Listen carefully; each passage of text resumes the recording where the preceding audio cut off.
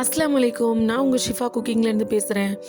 இன்றைக்கி நம்ம என்ன ரெசிபி பார்க்க போகிறோன்னா, மாவு ஊற வைக்காமல் அரைக்காமல் ஒரு 10 நிமிஷத்தில் ஈஸியாக பண்ணுற மாதிரி ஒரு பிரேக்ஃபாஸ்ட் தான். அதுவும் ஹெல்த்தியான பிரேக்ஃபாஸ்ட். வாங்க எப்படி செய்கிறதுன்னு சொல்கிறேன்.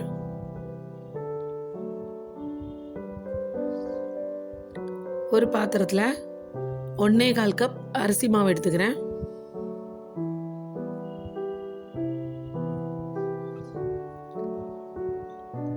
அதுக்கு 3/4 கப் கெட்டியான தயிர் எடுத்திருக்கேன். அது ரெண்டையும் நல்லா மிக்ஸ் பண்ணி விடுங்க. இப்போ தண்ணி ஊற்றி நல்லா கரைச்சிக்கோங்க. அதாவது இட்லி மாவு பதத்தை விட கொஞ்சம் திக்காக இருக்கணும், அந்த மாதிரி கரைச்சிக்கோங்க. ஏன்னா ஆரம்பத்துலேயே நீங்கள் தண்ணியாக வச்சிட்டிங்கன்னா அதுக்கப்புறம் நம்ம மற்ற பொருள்லாம் சேர்த்து மிக்ஸ் பண்ணும்போது ரொம்ப தண்ணியாயிரும். முதல்ல கொஞ்சம் கெட்டியாக வச்சிங்கன்னா தான் அப்புறம் தேவைன்னா நம்ம கொஞ்சம் தண்ணி ஊற்றிக்கலாம்.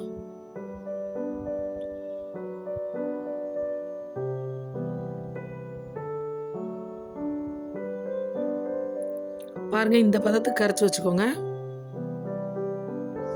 இப்போ இதில் இஞ்சி பச்சை மிளகாய் இது ரெண்டையும் நல்லா உரல்ல இடித்து இதில் சேர்த்துக்கிறேன். ஏன்னா அந்த இஞ்சியோட ஃப்ளேவர் ரொம்ப நல்லாயிருக்கும். 1 ஸ்பூன் ஜீரகம், 1/4 ஸ்பூன் மஞ்சள் தூள், 1 ஸ்பூன் மிளகாத்தூள், அதோட தேவையான அளவு உப்பு சேர்த்துருக்கேன். இப்போ இந்த மசாலாக்கெலாம் கொஞ்சம் தண்ணி சேர்த்து அது எல்லாத்தையும் நல்லா கரைய விட்டு நல்லா மிக்ஸ் பண்ணிடுங்க.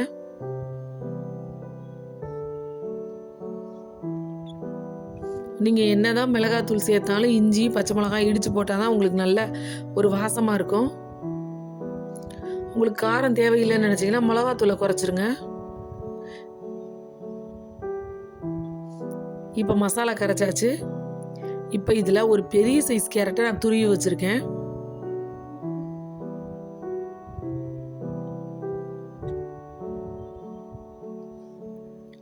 அதோட இதில் நான் கோஸும் கட் பண்ணி சேர்க்குறேன். அதோட கொஞ்சம் கருவேப்பிலையை பொடியாக கட் பண்ணி சேர்த்துருக்கேன். கொஞ்சம் கொத்தமல்லியும் கட் பண்ணி போட்டுக்கிறேன். இப்போ இது எல்லாத்தையும் நல்லா ஒன்றா கலந்து விட்டுருங்க.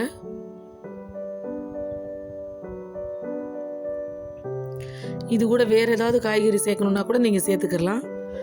கொடை மிளகா இல்லை பீன்ஸ் இருந்துச்சுன்னா பீன்ஸை வந்து ரொம்ப பொடியாக கட் பண்ணிக்கோங்க. வேக வச்ச பட்டாணி இருந்தால் கூட சேர்த்துக்கலாம், நல்லாயிருக்கும்.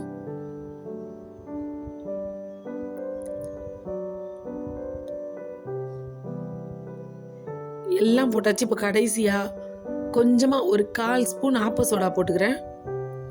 அப்போ தான் நம்மளோட அடை கொஞ்சம் முருகி வரும்.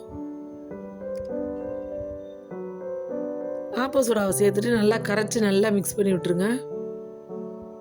இல்லைன்னா ஒரு பக்கமாக நின்றுக்கிறோம்.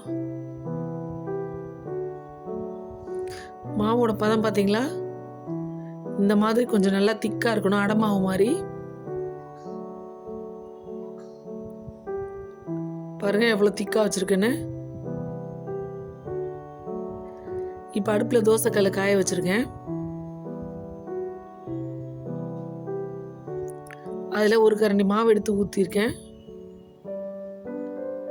நான் இன்னும் கொஞ்சம் மாவு ஊற்றிக்கிறேன். நான் கொஞ்சம் பெரிய அடையாவே ஊற்றிருக்கேன். சுற்றி கொஞ்சமாக எண்ணெய் விட்டுருங்க. அதோட கொஞ்சமாக எள் எடுத்து மேலாப்பில் பரபரன்னு அப்படியே தூவி விடுங்க. இது வந்து நம்ம சாப்பிடும் போதும் நல்லாயிருக்கும், பார்க்குறதுக்கும் ரொம்ப அழகாக கலர்ஃபுல்லாக இருக்கும். பார்த்தீங்களா, ஒரு பக்கம் வெந்துருச்சு, இன்னொரு பக்கம் திருப்பி போட்டிருக்கேன். பார்க்கவே எவ்வளோ அழகாக கலர்ஃபுல்லாக இருக்குன்னு பாருங்கள். இந்த அடைக்கு வந்து தேங்காய் சட்னி நல்ல காம்பினேஷனாக இருக்கும். இல்லை சட்னி எதுவுமே வேணான்னா சும்மாவே நீங்கள் சாப்பிட்லாம். ஏன்னா அதில் நம்ம ஜீரகம் பச்சை மிளகாய் இஞ்சி காய்கறி எல்லாமே போட்டிருக்கோம். அதனால இது சும்மா சாப்பிட்றதுக்கே அவ்வளோ டேஸ்டாக இருக்கும். 2 பக்கம் நல்லா கலர் வந்துருச்சு. இப்போ நம்மளோட அடையை வெளியில் எடுத்துடலாம். பாருங்கள், அந்த எள்ளு பார்க்கும் போது ரொம்ப அழகாக இருக்குது.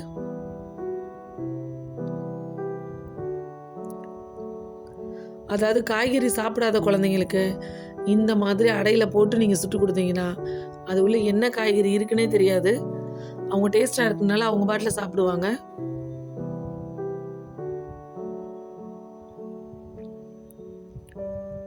ரொம்ப ஈஸியாக டக்குன்னு செய்யக்கூடிய ஒரு பிரேக்ஃபாஸ்ட். நீங்களும் உங்கள் வீட்டில் ட்ரை பண்ணி பாருங்கள்.